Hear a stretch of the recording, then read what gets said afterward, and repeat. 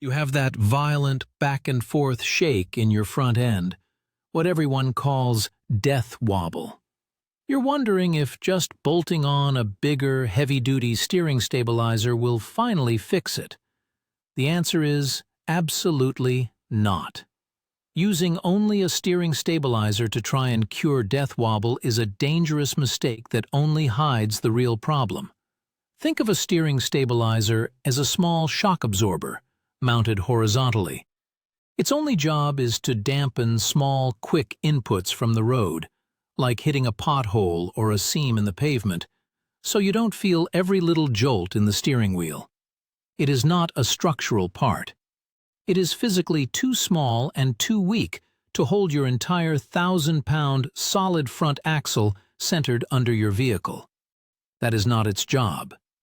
True death wobble is always, without exception, caused by looseness or play in your suspension or steering geometry. The single most common cause is the track bar. This is the big, heavy steel bar that connects the axle to the frame. Its only purpose is to prevent the axle from shifting side to side. If the rubber or urethane bushings at either end of that bar are worn, or if the bolt holes in the mounting brackets have become oval-shaped from wear, the axle can shift. When you hit a bump, that tiny bit of movement can trigger a massive, self-sustaining oscillation. Other common causes are worn-out tie rod ends or drag link ball joints. These are the small articulating joints that allow your wheels to steer.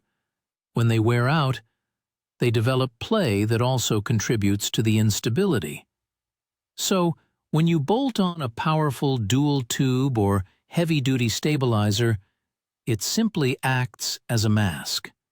Its powerful damping ability absorbs the violent energy of the wobble, making the steering wheel feel smooth again. You think the problem is fixed, but underneath, the mechanical looseness is still there. The axle is still trying to shake itself apart, but now that energy isn't shaking the steering wheel. Instead, it's being forced into the mounting brackets and steering linkage.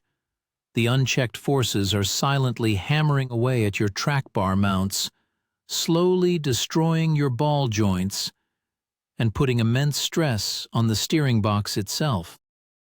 Eventually, this will cause the track bar mount to crack and tear completely off the axle tube. To fix this correctly, you must perform a dry park test to find the source of the play. You will need a helper for this. First, with the vehicle parked on level ground and the engine running to power the steering, have your helpers sit in the driver's seat.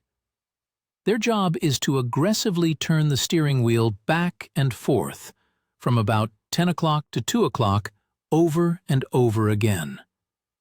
They need to be quick and forceful enough to load the components. While they do that, you need to get safely under the front of the vehicle with a good flashlight. Your job is to be a detective. Watch and feel every single connection point in the steering system. Start with the track bar. Look at where it bolts to the frame. Does the bar itself move side to side before the bracket moves? Is the bolt head shifting inside the mounting hole?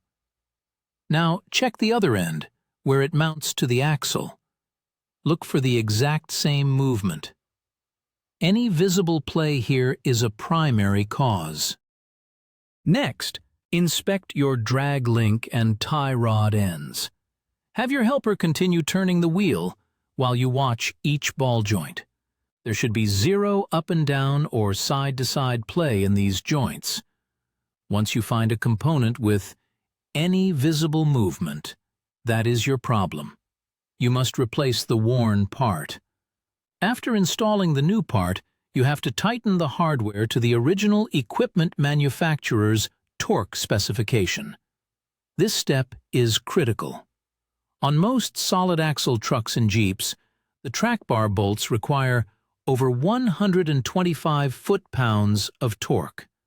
You must use a calibrated torque wrench. If this hardware is not torqued correctly, the play will return very quickly. Ignoring the root cause means the wobble will always come back, and it will be worse next time. Eventually, the stabilizer will fail, and by then you could be facing a repair that involves welding broken mounts back onto your axle. That turns a simple parts replacement into a much more complex and expensive job. So, find and fix the mechanical looseness first. A new steering stabilizer is the very last part you should install, not the first.